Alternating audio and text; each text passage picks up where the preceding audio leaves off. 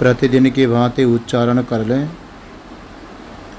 उसके बाद जो क्रम चल रहा है वहाँ से हम लोग आगे प्रयास करेंगे। ईशावास्यमिदं सर्वं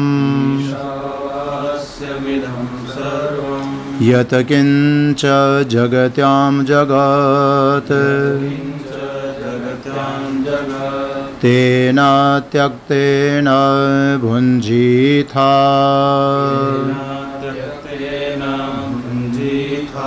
मा गृधः कस्य स्विद्धनाम्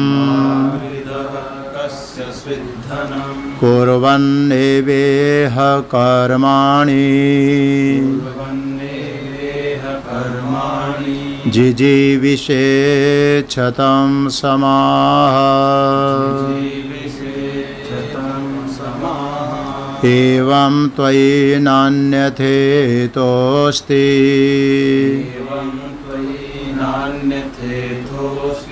न कर्म लिप्यते नरे असूर्यानाम ते लोका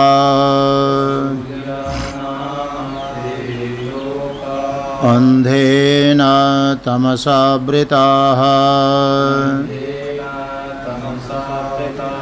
तांस्ते प्रेत्याभिगच्छन्ते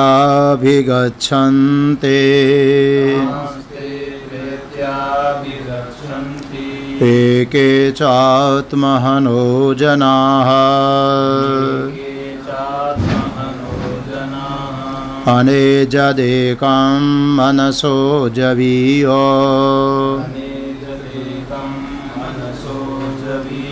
नैनद्देवा आप्नुवन् पूर्वमर्षत्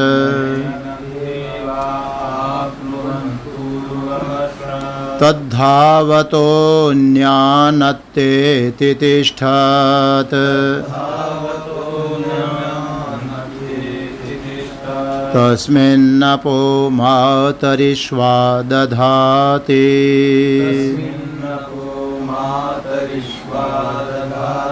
तदेजति तन्नैजति तद्दूरे तदवन्तिके तदन्तरस्य सर्वस्य तदो सर्वस्यास्य बाह्यतः यस्तु सर्वाणि भूतान्यात्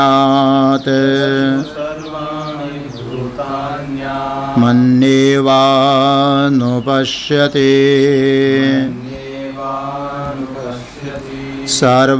सर्वभूतेषु चात्मानं ततो न विजुगुप्सते यस्मिन् सर्वाणि भूतान्यात् मयिवाभूद्विजानतः तत्र को मोहः कः शोकः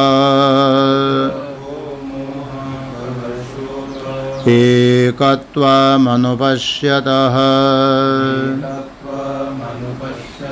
सप्रियगाच्छुक्रमकायमभ्रणः मस्नाविरं शुद्धमपापविद्धाम्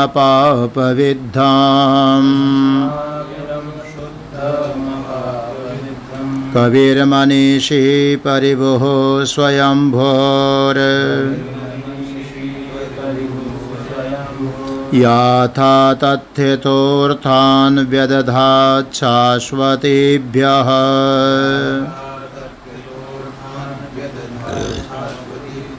समाभ्यः।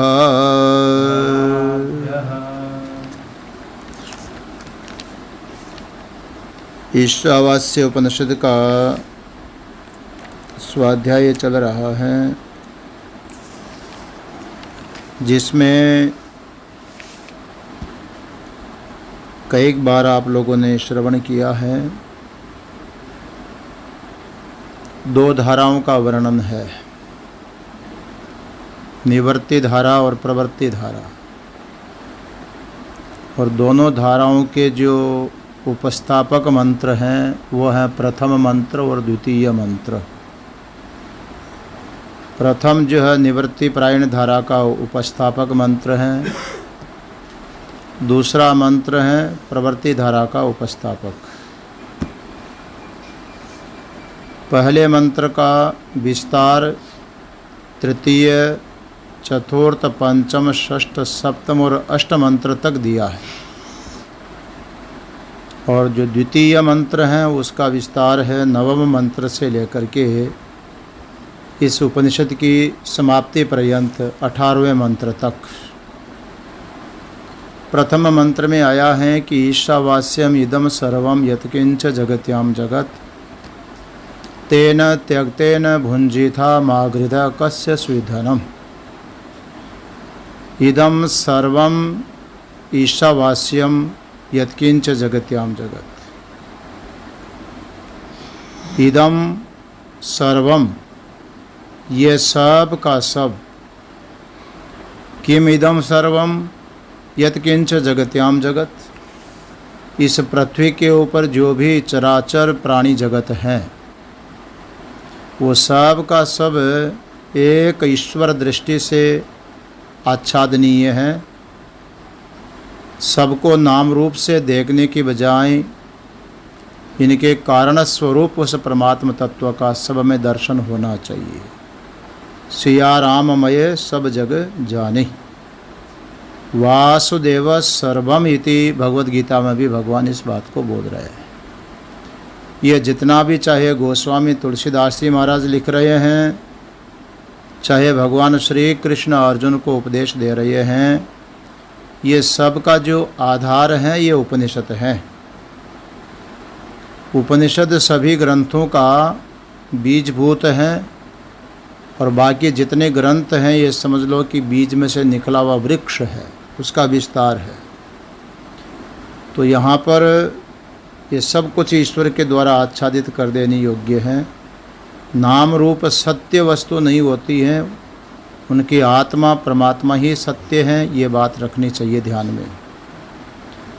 इसका इस प्रकार दर्शन करने का लाभ क्या होगा? तो कहा देखो नाम रूप का बाध करके, मिथ्या वस्तु का बाध करके, ये सब जिसमें प्रतीयमान है उस सत्य का दर्शन करने से तुम्हारी रक्षा होगी। तेन त्यक्तेन भुंजिथा, उस त्याग के द्वारा, नाम रूप के त्याग के द्वारा, भुंजिथा माने पालयथा, अपने आप की आत्मानं पालयथा, अपनी रक्षा करो। मागृधः कस्य स्विधनम, जो मिथ्या पदार्थों में तुमने गृधा करके रखी है। गृधा बोलते हैं गृध्र दृष्टि, गिद्ध होता है ना, गिद्ध, उसकी तरह जो दृष्टि बना लेते हैं। जो मिथ्या वस्तु है, सत्य वस्तु नहीं है, गंदी वस्तु है, कहते हैं इसमें दृष्टि मत रखो, आकांक्षा मत करो, गृधा मत करो। महागृध कस्य स्विधनम, धन यहाँ पर उपलक्षण बताया गया है कि ये जो मिथ्या पदार्थ हैं नाम रूपात्मक, किसी को भी व्यक्ति वस्तु को किसी को भी पकड़ो, ये आज तक किसी के नहीं हुए। न तो किसी का शरीर किसी के साथ में गया है और न किसी का साधन उसके साथ में गया है, न ये धरती गई है, न धरती पर पैदा होने वाले प्राणी गए हैं। सब यहीं पर संयोग होता है और यहीं पर छूट जाता है। महागृध कस्य स्विधनम, तो ये बताओ कि मिथ्या वस्तुएं किसकी है? मिथ्या वस्तु न अपनी होती है न पराई होती है, अर्थात किसी की भी नहीं होती। स्वप्न में दिखने वाला जो धन होता है वो किसी का नहीं होता, न अपना होता है न पराया होता है। इस प्रकार से गृधा मत करो। प्रश्न खड़ा हुआ कि जिस परमात्मा से संपूर्ण जगत को आच्छादित करने की बात कही गई, उसका किस रूप में चिंतन करें? मैंने उदाहरण एक बार नहीं, प्रतिदिन ये उदाहरण दे रहा हूँ लगभग, कि जैसे जितने भी आभूषण हैं उन सब के अंदर स्वर्ण को देखना,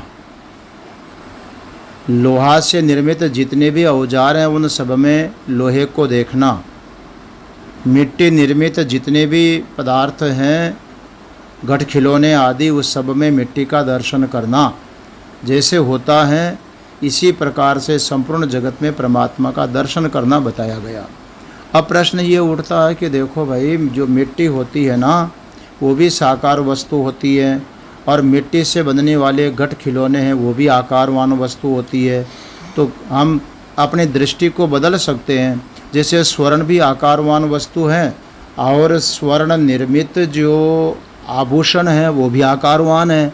अब कहे कि नहीं, तुम आभूषण मत देखो, तो ये आभूषण किससे बने हुए हैं उस कारण को देखो। तो एकदम ये प्रश्न उठते ही कि आभूषण किससे बने हुए हैं, हमारी स्वतः दृष्टि उस स्वर्ण के ऊपर चली जाती है। चूँकि स्वर्ण भी दिखने वाली वस्तु है, साकार वस्तु है, आकारवान वस्तु है, तो कार्य से हट करके कारण में दृष्टि चली जाती है।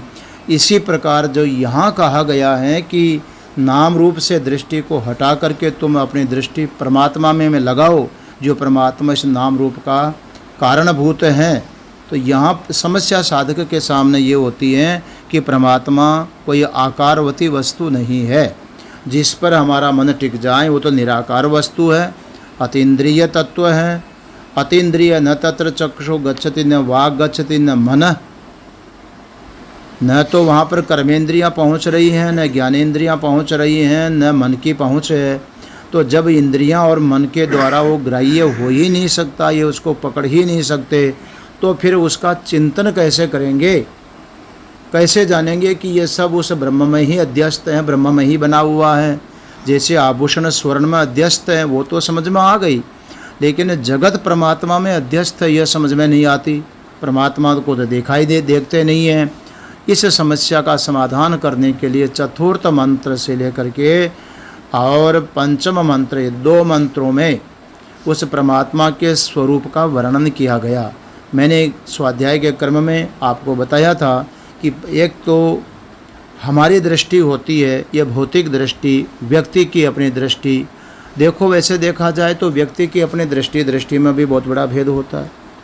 ये थोड़ा ही होता है कि सबकी दृष्टि एक वस्तु को एक जैसे ही देखती है, ऐसा नहीं देखते, बहुत बड़ा अंतर होता है। एक कोई व्यक्ति है, उस व्यक्ति को देखने वालों की, लोगों की दृष्टि अपनी अपनी होती है। कोई उसको अपने लिए समझता, कोई दूसरे के लिए समझता, कोई अच्छा समझता, कोई बुरा समझता है। उस व्यक्ति को भी अपनी अपनी दृष्टि से देखते हैं सब। तो ये सब दृष्टि, इंसान की जो दृष्टि होती है वो सत्य दृष्टि नहीं है, वो भावनामयी दृष्टि होती है। जिसकी जैसी भावना है, जिनकी रही भावना जैसी, बोलते हैं कि नहीं। तो प्रभु मुहूर्त देखी तिन तैसी, अरे प्रभु मुहूर्त क्या देखी है, वो हर वस्तु को अपनी भावना के अनुसार ही देखता है। अपनी जिस प्रकार की दृष्टि उसी प्रकार से देख रहा है। तो दृष्टि तो सबकी एक हो नहीं सकती है। तब ऐसी स्थिति में उस एक ही कारणभूत परमात्मा का दर्शन करने के लिए वो कौन सी दृष्टि है जो सब में, स्थावर वस्तुओं में, जंगम वस्तुओं में, चराचर के अंदर उस एक ही परमात्मा का दर्शन हो, वो कौन सी दृष्टि है? तो वो है यथार्थ दृष्टि। जैसे हम लोग देखते हैं ना, तो एक तो चश्मा लगा करके देखते हैं। अब कोई भी सामने वाली वस्तु दिखेगी तो वो जैसी है उसके वैसी की वैसी दिखाई पड़ेगी, कि जो कैपेसिटी हमारे चश्मे में है वैसी दिखाई पड़ेगी। जो हमारे चश्मे की कैपेसिटी है, इसकी योग्यता उसके अनुसार दिखाई पड़ेगी। यदि हमने काला चश्मा लगा रखा है तो सामने वाली हर वस्तु काली दिखाई पड़ेगी। अब ये नज़र वाले चश्मे लगाते हैं, नज़र वाले चश्मा, यदि ये वाला चश्मा किसी दूसरे के मुंह पर लगा दो तो उसको मैं जैसे देख पा रहा हूँ उस प्रकार से सामने वाला नहीं देख पाएगा, क्योंकि उसके नंबर अलग हैं, मेरे इस आँख के नंबर अलग हैं। तो नंबर अलग अलग होंगे, उसके अनुसार चश्मा भी अलग अलग होगा, भावना अलग अलग होगी, तो उसकी दृष्टि भी अलग अलग होगी। तो जिसने जैसा चश्मा लगा रखा है उसको वैसा ही दिखाई पड़ेगा। काला चश्मा है तो सामने वाला काला दिखाई पड़ेगा, हरा चश्मा लगा लो तो हरा दिखाई पड़ेगा, और एकदम बिना कलर का चश्मा लगा लो तो कैसा दिखाई पड़ेगा? बिना नंबर का, बिना कलर का चश्मा लगा लिया जाए आँख के ऊपर, तो ये बताओ सामने वाला कैसा दिखेगा जी? ये कहना पड़ेगा कि चश्मा बिल्कुल बिना नंबर का है, बिना कलर का है, तो सामने वस्तु जैसी है वैसी दिखाई पड़ेगी, क्योंकि चश्मे में कोई दूसरी चीज़ डली हुई नहीं है, नंबर डले हुए नहीं है, नंबर पर सेट किया हुआ नहीं है, उसमें कलर मिला हुआ नहीं है, तब जा कर के जैसी वस्तु वैसी दिखाई पड़ेगी। ठीक इसी प्रकार से बिल्कुल साफ सुथरे दर्पण की तरह कोई दृष्टि है तो ये अध्यात्म मार्ग में वेद दृष्टि है, वो शास्त्र दृष्टि है। इसलिए शास्त्र की दृष्टि से उस परमात्मा का दर्शन करना चाहिए। उसके लिए अनेज देक मनसज भी करके प्रसंग चला और उसी का फिर रूपांतर करके, क्योंकि माँ श्रुति तब तक वो पीछा नहीं छोड़ती है जब तक कि इस साधक को उस परमात्मा का निश्चय न हो जाए। पढ़ा था हम लोगों ने कि मंत्राणाम जामिता नास्ति, मंत्रों को आलस्य नहीं होता है, बार बार उस तत्व का निरूपण इसीलिए करते हैं। तो चतुर्थ और पंचम मंत्र में परमात्मा के स्वरूप का निरूपण किया गया, उसकी स्थिति का निरूपण किया गया कि वो कहाँ है, कैसे है, अंदर है कि बाहर है, क्या करता है क्या नहीं करता है, उसकी स्थिति किस प्रकार की है, वो तदे यजति तन्न यजति से प्रारंभ करके निरूपण किया गया, जो आप लोगों ने श्रवण किया है। उसके बाद परमात्मा को जान लिया कि चलो ये सारा का सारा जो संसार दिखाई पड़ रहा है उसका यथार्थ सत्य परमात्मा है। इतना जान लिया हमने, पढ़ लिया हमने, समझ लिया। अब इसको जानने से फ़ायदा क्या होगा? तब बताया षष्ठ मंत्र के अंतर्गत कि यदि ये बात दृढ़ हो जाती है कि नाम रूप मिथ्या वस्तु हैं और परमात्मा ही सत्य हैं, तो व्यक्ति की जो भावनात्मक दृष्टि बनी हुई है किसी व्यक्ति वस्तु के प्रति, वो समाप्त हो जाएगी और यथार्थ दिखाई पड़ेगा। अरे सबके भीतर में समान रूप से देखो, विद्या विनय संपन्ने ब्राह्मणे गवि हस्तिनी सुने चैव स्वपाके च पंडिताः समदर्शिनः। ये इस परमात्मा को जानने का फल बताया गया। पंडित माने, पंडा बोलते हैं आत्म विषयक बुद्धि को, पंडा आत्म विषया बुद्धि ही, आत्म विषयक बुद्धि जिसको प्राप्त हो गई है वो पंडित क्या करता है? विद्या विनय संपन्न ब्राह्मण हो, चाहे गौ हो, कुत्ता हो, चाहे चांडाल हो, ब्राह्मणे गवि हस्तिनी सुनिच व स्वपाके च, चाहे चांडाल कुत्ता आदि क्यों न हो, उसकी समान दृष्टि हो जाती है। पंडिता समदर्शिन, समान दृष्टि माने जैसे संपूर्ण आभूषणों में स्वर्ण को देख रहा था, इसी प्रकार से सब के भीतर एक परमात्मा को ही देख रहा है।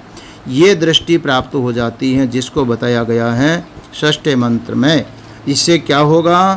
कहते सबको अपने में देख रहा और अपने में को सब में देख रहा है, उसे उसकी बीजुगुप्सा समाप्त हो जाएगी। बीजुगुप्सा माने घृणा बुद्धि, ये श्रेष्ठ है, यह निकृष्ट है, यह उच्च है, यह नीच है, यह फलाना है, यह वैसा है, शुद्ध अशुद्ध है, ये सारी जो भावना है ये समाप्त हो जाए, घृणा समाप्त हो जाएगी।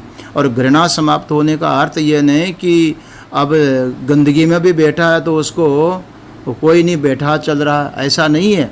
सफाई तो सफाई होगी, लेकिन एक घृणा वाली बुद्धि जिसका उदाहरण दिया था कि एक माँ है और माँ की गोद में बच्चा यदि गंदगी कर देता है तो माँ को उससे घृणा नहीं होती है, क्योंकि बच्चे को अपना समझती है।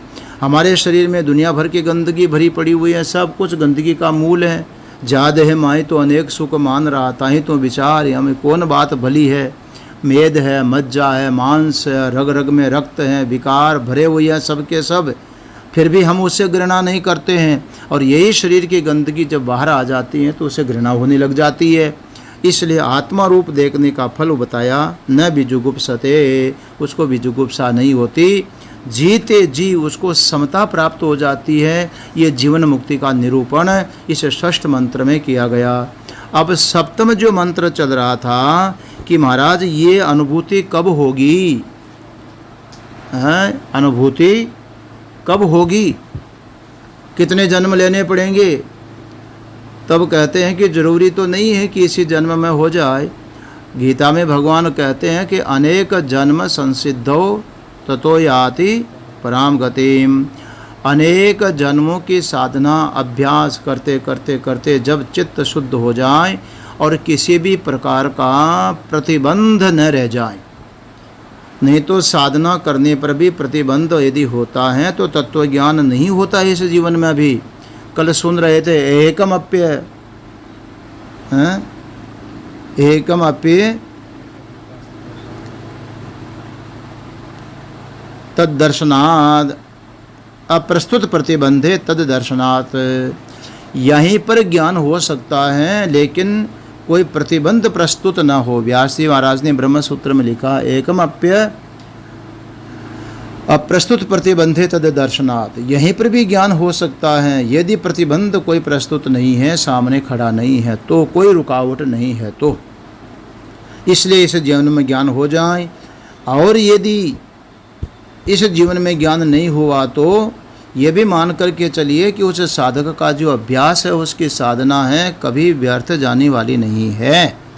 वामदेव ऋषि को मातृगर्भ में जाकर के आत्मज्ञान हुआ तो आत्मज्ञान प्राप्ति के लिए मातृगर्भ में उन्होंने कोई अभ्यास, कोई स्वाध्याय, कोई सत्संग, कोई ब्रह्मचिंतन नहीं किया, लेकिन प्रतिबंध जहाँ वहाँ जाते जाते हट गया कि आत्मा का साक्षात्कार हो गया। आप कई बार देखते होंगे, हम तो देखते हैं जब मिस्त्री लोग काम करते हैं, कोई पत्थर को तोड़ना होता है तो पत्थर को एक चोट मारी, दो चोट मारी, तीन चोट मारी, चार चोट मारी, चोट मार दी, पत्थर टूटा नहीं। ये जो बड़े बड़े पत्थर मंगवाते हैं वहाँ वो कितने चोट मार मार करके परेशान हो गए, उनके हाथ दुखने लग जाते हैं, वो हार मान लेते हैं कि ये पत्थर टूटेगा नहीं।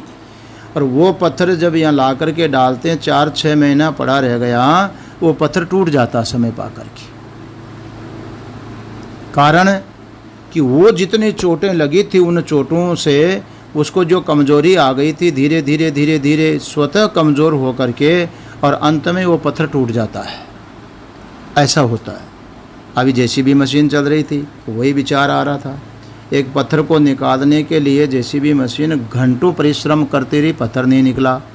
और वही पत्थर 2 दिन 3 दिन की हवा खा लेगा, उसके बाद में मशीन आराम से उसको निकाल करके अलग कर देगी। अब बीच में चाहे कुछ भी प्रयास नहीं किया लेकिन वो पत्थर निकल जाएगा। माने उसका ही जो मजबूती की एक अवधि, एक सीमा है, धीरे धीरे वो कम होती है। प्रारब्ध का भी ऐसा ही खेल होता है। आज हमने अभ्यास किया है, आज हमने साधना की है, ज़रूरी नहीं कि इसी समय ज्ञान हो जाए। यदि कोई प्रतिबंध नहीं है तो हो जाएगा, उसके लिए निषेध भी नहीं है कि नहीं हो सकता।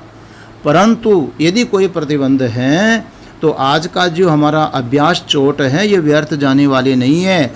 जो ही प्रारब्ध का प्रतिबंध हटेगा और निश्चित रूप से परमात्मा का साक्षात्कार होगा, ज्ञान होगा और इस संसार का मिथ्यात्व दृढ़ निश्चय हो जाएगा।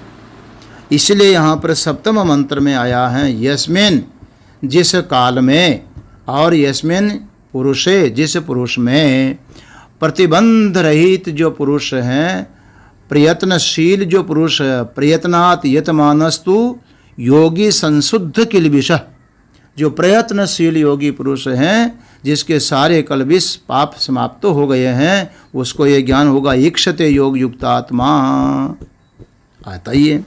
इसलिए यस्मिन काले अर्थ भी करिए और यस्मिन पुरुषे अर्थ भी करिए। प्रतिबंध रहित काल में और प्रतिबंध रहित अधिकारी पुरुष में, यस्मिन सर्वाणि भूतानि आत्मनिव अभूत विजानतः है। इसका उच्चारण कर लेना चाहिए अपने को। यस्मिन सप्तम मंत्र है, यस्मिन सर्वाणि भूतानि आत्मैवाभूत विजानतः तत्र को मोह कः शोकः एकत्वमनुपश्यतः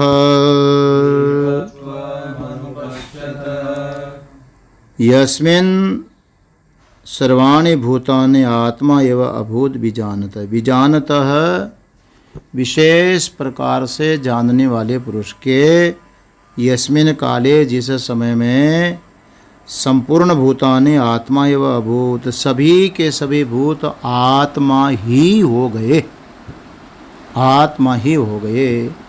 विजानतः किसके हो गए? बोले विशेष रूप से जानने वाला। देखो ज्ञान के बहुत भेद आए हैं। एक है प्रत्यक्ष ज्ञान, एक है परोक्ष ज्ञान, एक है अपरोक्ष ज्ञान और एक है साक्षात अपरोक्ष ज्ञान। तो प्रत्यक्ष ज्ञान जो होता है अक्षण प्रति आँखों के सामने है। अब ये पुष्प है, ये प्रत्यक्ष है, हमारी आँख इसको साफ साफ देख रही है, अक्षण प्रति आँख के सामने है। लेकिन ये पुष्प जिस पौधे पर लगा है वो पौधा परोक्ष है, वो पौधा हमारी आँख के सामने नहीं है। फिर भी हम इस बात को स्वीकार करते हैं कि ये पुष्प जो है पौधे पर लगा है। क्यों? कि ये बिना पौधे के पुष्प आएगा कैसे? तो इसका जो कारणभूत पौधा है वो हमारे लिए परोक्ष है, लेकिन फिर भी उसका हमको ज्ञान है। और कोई वस्तु यहाँ सामने मौजूद नहीं है, कोई व्यक्ति यहाँ मौजूद नहीं है जिसको हमने देखा नहीं है, पर सुन करके उसका हमको ज्ञान है कि वो चीज़ है। कैलाश मानस सरोवर हम कभी नहीं गए हों तो भी मानते तो हैं कि कैलाश मानस सरोवर है। अमरनाथ यात्रा नहीं की लेकिन अमरनाथ मानते तो हैं कि हैं। क्यों मानते हैं? उसका ज्ञान क्यों है? सुन करके है। जिन्होंने देखा उन्होंने बताया, टीवी पर दर्शन किया है, उसका फ़ोटो खींच करके लोगों ने भेजा तो मान लिया कि हैं। तो आँखों के सामने नहीं है, लेकिन सुन करके या किसी माध्यम से जान करके हमको जो अनुभव होता है उसको बोलते हैं परोक्ष ज्ञान है। तो प्रत्यक्ष ज्ञान होता है जो नेत्रों के सामने है, परोक्ष ज्ञान होता है जो पर होता है, आँखों से नज़र से दूर की वस्तु है, उसका ज्ञान परोक्ष ज्ञान होता है। एक होता है अपरोक्ष ज्ञान। अपरोक्ष ज्ञान क्या है जी? अगर आपको प्यास लगी हो, सिर चक्कर आ रहे हों, पेट दर्द हो रहा हो, गर्मी महसूस हो रही हो, ये जो ज्ञान हो रहा है कैसा ज्ञान है? ये नारायण जी अपरोक्ष ज्ञान है, भीतर का ज्ञान है। अब देखो, मन में शांति अशांति है, ये ज्ञान तो हो रहा है, पर मन की शांति का ज्ञान कौन सी ज्ञान इंद्रिय से हो रहा है? नेत्र से हो रहा है कि श्रोत्र से हो रहा है कि घ्राण इंद्रिय से हो रहा है, रसने इंद्रिय से हो रहा है कि स्पर्श इंद्रिय से हो रहा है? 5 ही ज्ञान इंद्रियां मानी गई हैं। 5 ज्ञान इंद्रियों में से मन की शांति अशांति का ज्ञान कौन सी इंद्रिय से हो रहा है? एक भी इंद्रिय से नहीं हो रहा। न वो आँख काम करती, न कान काम करता, नाक, कोई इंद्रिय वहाँ पर नहीं बता पा रही है। और मन किसको बताता है? जो इंद्रियों का अनुभव है उसको मन बता रहा है और वाणी से उसकी अभिव्यक्ति करते हैं। मन में मालूम पड़ता है। सुखादि उपलब्धि साधनम, अनुकूल दृश्य सामने आया, प्रतिकूल दृश्य सामने आया, उसको लेकर के सुख दुख रूपक वृत्ति बनी है, ये मन में आ रहा है। तो अब मन की शांति अशांति का जो ज्ञान हो रहा है वो इंद्रियों का विषय नहीं है, वो है भीतर में अपरोक्ष है, अंदर में हो रहा है, मालूम तो पड़ रहा है। अपरोक्ष ज्ञान वो बाहर का नहीं है, भीतर का है ज्ञान, अपरोक्ष ज्ञान है। परंतु देखो हमारी बुद्धि में ये बात बैठ रही है ना, समझ में तो आ रही है ना, पर बुद्धि में जो समझ में आया है, बुद्धि का काम है उसको समझना, और बुद्धि ने समझ लिया। इस समझ की समझ किसको आ रही है? कि बुद्धि ने ठीक से ग्रहण किया, बुद्धि ने ठीक से समझा है। ये जो बुद्धि का ज्ञान है, इसकी समझ की समझ किसके पास है? ये ज्ञान कौन सा ज्ञान है? उस ज्ञान को बोलते हैं साक्षात अपरोक्ष ज्ञान। आत्मा का जो ज्ञान है, आत्मा का जो बोध है, वो साक्षात अपरोक्ष माना जाता है। इसलिए यहाँ पर यस्मिन का विजानता का अर्थ हुआगा जिसको साक्षात अपरोक्ष ज्ञान जिस काल में हो जाता है। विजानतः विशेष रूप से जानने वाला पुरुष जिस काल में ये स्थिति को प्राप्त करता है कि सर्वाणि भूतानि आत्मा एव अभूत, सब के सब भूत, भूत का अर्थ कल आप लोगों ने भाष्यकार का देखा है, वो अव्यक्त प्रकृति से लेकर के स्थावर पेड़ पौधे पर्यंत, माने भूत भौतिक जगत सब कुछ आ गए। भूत भी आ गया और भौतिक भी आ गया, ये सब का। और भूत का जो कारणभूत है, अहंकार, महत तत्व, प्रकृति, ये सब के सब उसके अंतर्गत आ जाएंगे, भूतानी के अंतर्गत। ये सब क्या हो गए? आत्मा एव भूत, आत्मा ही हो गए, आत्मा के अलावा कुछ नहीं है। बोले ठीक है, जिस काल में ऐसा होगा कि आत्मा ही आत्मा आत्मा। अब देखो भाई, मन जो जाता है ना, वो अपने से भिन्न व्यक्ति वस्तु पदार्थ में प्रिय प्रिय की भावना करके ऐसे भी चला जाता, तो अपने से अलग में जाएगा। लेकिन सर्वत्र एक ही ब्रह्म दर्शन है, तो फिर कहते हैं कि अब मन की दौड़ भी समाप्त हो गई। और जिसको लेकर के कहीं मोह होता है, जिसको लेकर के कहीं शोक होता है, ये जो अभेद दर्शन है, आत्म दर्शन है, उसका फल है कि तत्र को मोह का शोक है। फिर वहाँ कहाँ तो मोह है और कहाँ शोक है, कहाँ दोनों ही नहीं रहते। क्यों? एकत्वम अनुपश्यत। भाई अपने से भिन्न होगा, वहाँ कहीं ग्रहण करके कहीं शोक होगा और कहीं मोह होगा। छंदोग्य श्रुति में आया है द्वितीयाद वही भयम भवति। जो डर होता है, भय लगता है, क्या होगा, कब होगा, कैसे होगा, होगा नहीं होगा, ये इत्यादि प्रसंगों को लेकर के जो भय होता है व्यक्ति को, द्वितीयाद वही भवति, निश्चित रूप से अपने से भिन्न को लेकर के होता है, अपने आप को लेकर के शंका नहीं होती है। इसलिए एकत्वम अनुपश्यते, एकत्व का अनुदर्शन कर रहा है, माने अभ्यास करते करते एकत्व स्थिति का अनुभव करता, तो शोक मोह की निवृत्ति होती है। शोक मोह की निवृत्ति मरने के बाद नहीं, जीते जी होती है, जीवन मुक्ति का लक्षण है। इसलिए आत्मज्ञान का जीवन मुक्ति अर्थ होना चाहिए, लाभ होना चाहिए, जीते जी उसकी अनुभूति होना चाहिए। तुमको ज्ञान हो जाएगा, परमात्मा दर्शन हो जाएगा, अनुभूति हो जाएगी। क्या होगा? बोले जन्म मरण समाप्त हो जाएगा। अरे जन्म मरण समाप्त होगा नहीं होगा, जब होगा देखा जाएगा। हम तो प्रत्यक्ष में वर्तमान में प्रसन्न और शांत रहना चाहते हैं। तो कहा कि वर्तमान जो तुम्हारा ठीक है तो सब कुछ ठीक हो जाएगा, फ्यूचर भी ठीक होगा, पास्ट भी ठीक होगा। वर्तमान में क्या लाभ होगा? बहुत लोग ऐसा ही होता है कि या तो गई हुई घटना को सोचते रहते हैं या आने वाली घटना को, संभावित स्थितियों को लेकर के चिंतित होते हैं, उसको लेकर के। इसलिए यहाँ शास्त्र कह रहा है कि वर्तमान में जीना आ जाना चाहिए। वर्तमान में जीना जैसे तराजू होती, आजकल तो सिस्टम बदल गया। देखो आजकल तो ये सब कांटे वांटे और सब इलेक्ट्रिक ऐसे साधन बन गए। नहीं तो पुराने ज़माने में जो व्यापारी वर्ग होता था, किसी भी वस्तु का वजन तौल करता था तो तराजू होती थी, उसके दो पदड़े हुआ करते हैं, एक पदड़ा इधर एक पदड़ा इधर। एक पदड़े में वस्तु रखी गई और दूसरे में वाट रखा गया, 1 किलो 2 किलो 5 किलो 10 किलो जो भी रखना होता है। और वो जो तराजू होती थी उसकी एक डंडी सेंटर में होती रही, और उस डंडी का जो एकदम सेंटर है वहाँ पर एक खड़ा डंडा होता रहा, जहाँ पर उसको पकड़ने का सिस्टम होता है। अब तराजू में किसी वस्तु का वजन करते हैं, 1 किलो वस्तु तोलनी है तो 1000 ग्राम का 1 किलो एक पलड़े में रख दिया, और दूसरी वस्तु में कोई खाद्य सामग्री रखी हुई है। अब जब वजन करते हैं तो वो व्यापारी वर्ग उस वाट को देखता है कि खाद्य वस्तु की ओर देखता है? वो किसको देखता है वजन करते समय? न तो वो खाद्य वस्तु की ओर देखता है और न वो वाट की तरफ देखता है। उसका बीच का जो सेंटर का कांटा है वो उसको देखता रहा।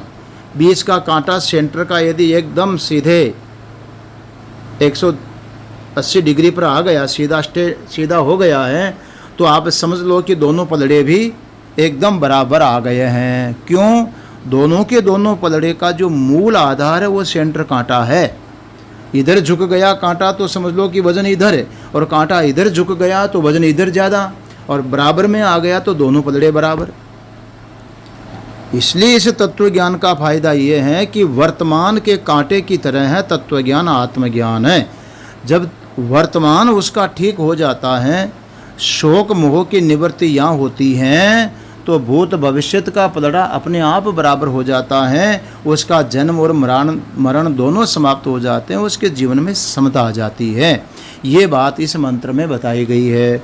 अब आओ आचार्य भगवान शंकराचार्य महाराज जो भाष्य लिखते हैं उस पंक्तियों को जरा देख लें।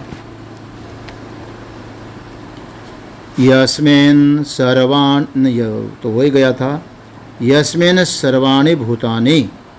इसकी व्याख्या लिखते हैं कि यस्मिन् माने यस्मिन् काले, यथोक्त आत्मनि वा, दोनों ही आ गए। जिस काल में अथवा जिस आत्मा में, माने जिस साधक आत्मा में, जिस जीवात्मा में, जिस चिंतक में, तानि एव भूतानि सर्वाणि परमार्थ आत्मदर्शनात् आत्मा एव अभूत आत्मा एव संवृतः।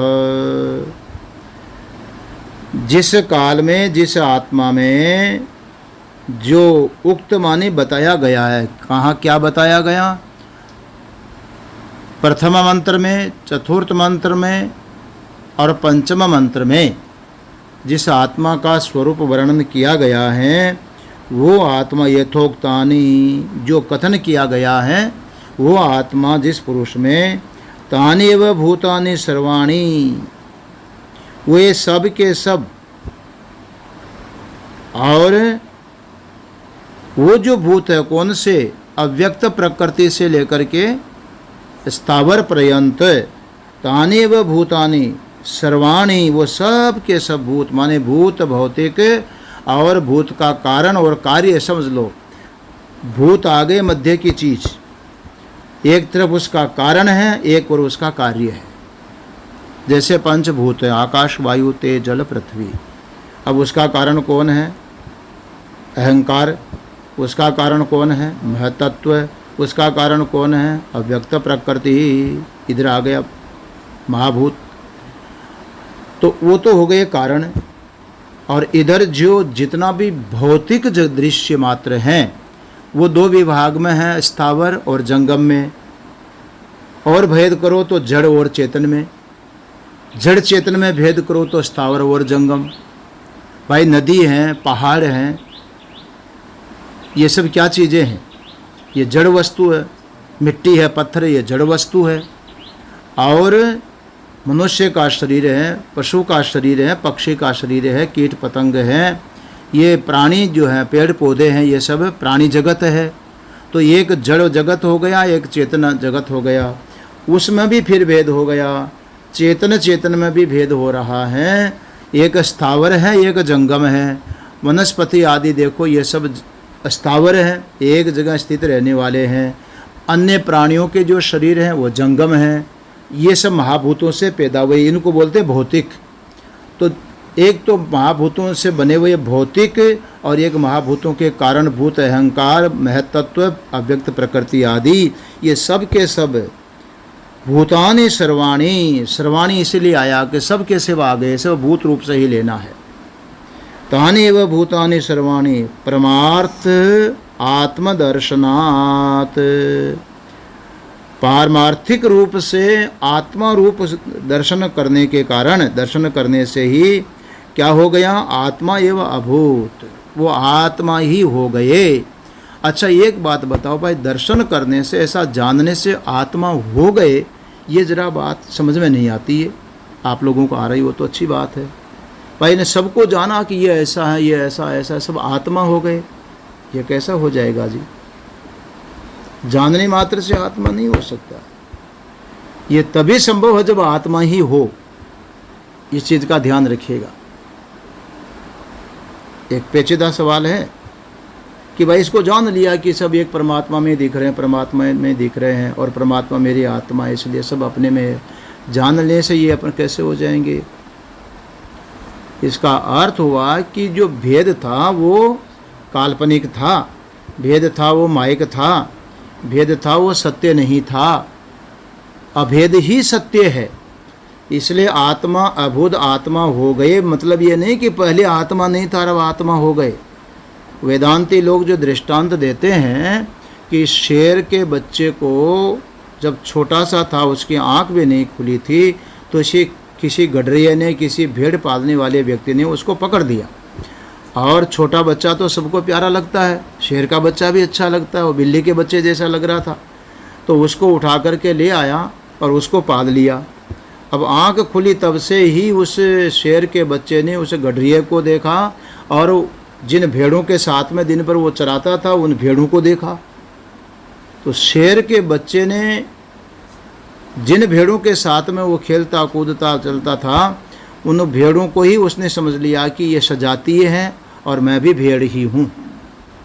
बड़ा हो गया वो। और एक रोज सचमुच में कोई जंगल का शेर ने भेड़ों पर आक्रमण किया, तो वो जो शेर का बच्चा भी बड़ा हो गया है, फिर भी वो अपने को भेड़ रूप समझने के कारण डर करके भेड़ें भागी शेर से, तो वो शेर का बच्चा भी भागा। तो जो असली शेर था उसने सोचा कि ये क्यों भाग रहा है, ये भेड़ें तो इसलिए भाग रही हैं कि मैं इनका काल हूँ, मेरे भय से भाग रही हैं, फिर मेरा सजातीय बंधु जो है शेर हैं, ये क्यों भाग रहा है। अब शेर ने क्या किया कि भेड़ों को तो नहीं पकड़ा और जैसे तैसे दौड़ करके उसके शेर के बच्चे को ही पकड़ा। अब वो थर थर काँपने लगा शेर का बच्चा कि मर गए, काल के मुंह में आ गए। शेर कहने लगा कि तू क्यों डर रहा है, बोले तू खा जाएगा। अरे भैया बेवकूफ़, तुझे मैं क्यों खा जाऊँगा, तू शेर मैं शेर, तुझे कैसे खा जाऊँगा, मैं तो भेड़ को खाता हूँ। बोले नहीं नहीं मैं भी भेड़ हूँ। तो शेर ने कहा तू भेड़ कैसे हो गया। बोले भेड़ हूँ, देखो भेड़ों में रहता हूँ। अरे भेड़ में रहने से भेड़ नहीं हो जाता है, तो अपना लक्षण तो मिला। पानी का कोई सरोवर भरा था, कोई पानी का कुआं था, उसके किनारे जा कर के खड़े हो गए दोनों। और असली शेर ने उस शेर को के बच्चे को कहा कि उल्लू के पट्टे तू देख तो सही, शक्ल देख, तेरी और मेरी शक्ल दोनों की एक है कि नहीं। शक्ल एक है, तेरे पैर के जो पंजे हैं वैसे मेरे पैरों के पंजे हैं, मेरे जैसे तेरे हैं, तेरे जैसे शक्ल है, तेरे जैसे दांत हैं, दाढ़ हैं, आँखें हैं, वैसे कि वैसी मेरी और तेरी दोनों की एक जैसी हैं। अब तू उन भेड़ों को देख, उसके पैर और तेरे पैर की कोई शक्ल मेल नहीं खाती, उसके चेहरे की तेरे चेहरे की कोई शक्ल मेल नहीं खाती। तू आवाज़ कर वो भी आवाज़ करती, वो मिमाती है और तू दहाड़ता है, कैसे समानता हो सकती है। बड़ा समझाया, तब कहीं जाकर के उसको समझ में आई कि मैं भेड़ नहीं हूँ, मैं शेर हूँ। अब बरसों से जो वो भेड़ का बच्चा बना हुआ था, आज वो भेड़ का बच्चा शेर बन गया ना, नहीं बना, शेर बन गया। कब बना, जब उसने पता लगा कि मैं भेड़ नहीं हूँ तो शेर बना। अरे भाई बना नहीं, शेर ही था। तदा पश्यत तदा भवत तदासीत, इसलिए वेद मंत्र आता है कि उसको देखा तो वही हो गया, कारण कि वही था। ये बहुत महत्वपूर्ण बात है, ध्यान देने की बात है। इसलिए सर्वाणि भूतानि परमार्थ आत्मदर्शनात् आत्मा एव अभूत, संपूर्ण भूत परमार्थ आत्म तत्व के दर्शन करने से, यथार्थ आत्मस्वरूप का दर्शन करने से आत्मा एव अभूत, आत्मा ही हो गए। इसका मतलब थे कि वो आत्मा ही थे, पर हमने उसको अपने से भिन्न, अपने से अलग करके समझ लिया था। अद्वैत में भी हमने द्वैत को स्वीकार कर लिया था, इसलिए वो भिन्न मालूम पड़ रहे थे और उसको लेकर के फिर शोक होता था, मोह होता था। मोह शोक की बात कल विस्तार में आपको बताई थी कि मोह और शोक दोनों कारण कार्य है। मोह होता है वहाँ शोक तो होगा ही होगा। परमार्थ आत्मदर्शनात् आत्मा एव अभूत, परमार्थ आत्म स्वरूप दर्शन से वो आत्मा ही हो गए। आत्मा एव संभृत परमार्थ वस्तु विजानतः, आत्मा एव अभूत संभृत, अभूत माने संभृत है, सब प्रकार से वो आत्मा ही आत्मा हो गया है। क्योंकि परमार्थ वस्तु विजानतः है। परमार्थ वस्तु का अर्थ यहाँ पर कोई ऐसी वस्तु नहीं है जैसे ये पुस्तक एक वस्तु है, पुष्प एक वस्तु है, माइक एक वस्तु है। वस्तु का मतलब जिसका प्रयोग हम करते हैं, वस्तु का मतलब है, लोक दृष्टि से आपको बताओ कि देखो किसको कहते हैं, भाई तुम तो एक काम करो, वास्तविक बात बता दो, हम मान लेंगे वास्तविकता क्या है। उसका अर्थ क्या होगा? वास्तविक का अर्थ होगा सत्य। वास्तविक बात क्या है माने सत्य बात क्या है। वस्तु, भागवत में साप आया है, तापत्रयोन्मूलनम, क्या वो दूसरा ही श्लोक आया। तो वस्तु का अर्थ होता है कि जो सत्य है उसका वास्तविक परमार्थ बोध, वास्तविक का अर्थ होगा सत्य। तो जो सत्य है परमार्थ वस्तु विजानतः है, जो परमार्थ सत्य है उसका विशेष ज्ञान होने से, परमार्थ सत्य क्या है? आत्मा ही परमार्थ सत्य है। पारमार्थिक परमार्थ शब्द का भी क्यों प्रयोग किया गया? एक व्यवहार होता है, एक परमार्थ होता है।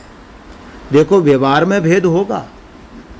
ये जो अभेद बताया गया है कि सब आत्मा हो गए, ये परमार्थ में है, ये व्यवहार में नहीं है। वो गीता का श्लोक सुनाया था ना, अभी तो बताया था, विद्या विनय संपन्ने ब्राह्मणे गवि हस्तिनी शुनि चैव स्वपाके च पंडिता समदर्शिना है। अब ये जो समदर्शन है ये परमार्थ में होगा कि व्यवहार में होगा जी?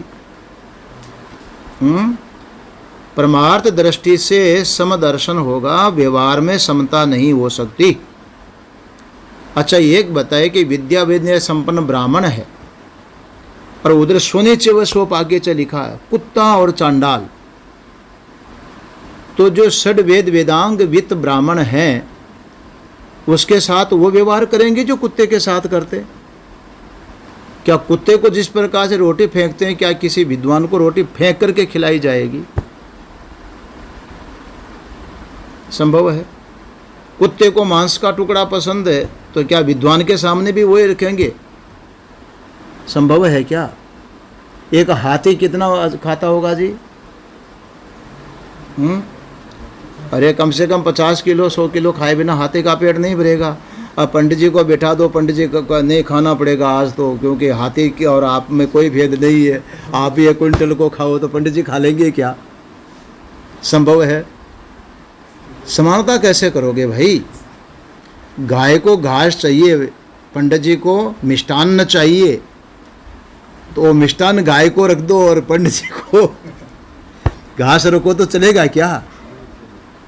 ये व्यवहार है। व्यवहार अलग है, परमार्थ अलग है। इसलिए यहाँ पर बोल रहे हैं परमार्थ वस्तु विजानतः है। देखो व्यवहार की जगह होगा, लेकिन परमार्थ जो बोध है, विशेष बोध है, वो जानने वालों के लिए आत्मा ही होगी। पारमार्थिक दृष्टि से सब आत्मा ही हैं। जैसे वो आभूषण का और स्वर्ण का उदाहरण देता हूँ कि परमार्थ दृष्टि से जितने गहने हैं सबके सब स्वर्ण ही हैं, लेकिन व्यवहारिक दृष्टि में देखो गले में जो पहनने का हार है वो गले में ही पहना जाएगा, अंगुली में नहीं लटकाया जाएगा। और अंगुली की जो अंगूठी है उसको गले में फंसाया जा सकता है क्या? संभव ही नहीं है। इसलिए व्यवहार की जगह होता है। ये परमार्थ वस्तु की बात कहते हैं कि सत्य बोध जहाँ अभेद अद्वैत स्थिति है वहाँ की बात है। तत्र तस्मिन काले तत्र आत्मनि वा, उस काल में जब परमार्थ वस्तु बोध हो गया, सब आत्मा ही आत्मा हो गए, तो ये देखो ज्ञान तो परमार्थ हुआ, पारमार्थिक हुआ, लेकिन उसका प्रभाव हमारे व्यवहार जीवन में आ रहा है। ये नहीं कि वो परमार्थ की बात है, व्यवहार की बात है, तो व्यवहार में शोक भी होगा, मोह भी होगा। अरे परमार्थ ज्ञान हो जाने पर ये व्यवहार में उसका प्रत्यक्ष लाभ हो रहा है कि शोक मोह की निवृत्ति होगी। ये यहाँ पर बोल रहे हैं तत्र तस्मिन काले तत्र आत्मनि वा, उस काल में और उस साधक की आत्मा में क्या होगा? को मोह क शोक, शोकश्च मोहश्च, शोक और मोह ये क्या है? काम कर्म बीज बीज अजानत भवति, काम कर्म बीजम अजानतो भवति। ये शोक और मोह जो होता है, ये काम और कर्म का जो बीज है उसको नहीं जानने वाले को होता है। काम कर्म का बीज क्या है? अज्ञान, अविद्या, जिसमें कामना और कर्म संपूर्ण संस्कार पड़े हुए, इच्छाएं भी हैं और जिसको लेकर के प्रवृत्ति भी है। तो कामना और कर्म का जो बीजभूत है अविद्या, उसके रहते ही जो अज्ञानी पुरुष है, नहीं जानने वाले को ही शोक मोह होता है।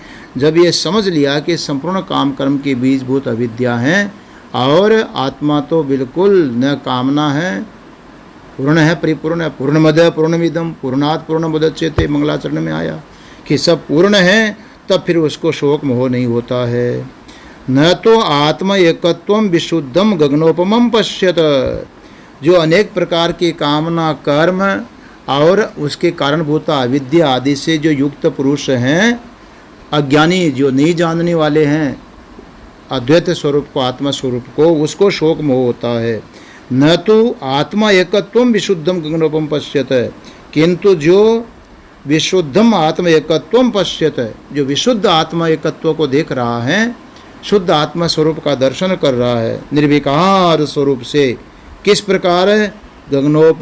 गगनोपमम, जैसे गगन के सदृश, गगन माने आकाश, आकाश की तरह व्यापक आत्मा को दर्शन कर रहा, देख रहा है। तो को मोह क शोक इति, कहाँ मोह है, कहाँ शोक है?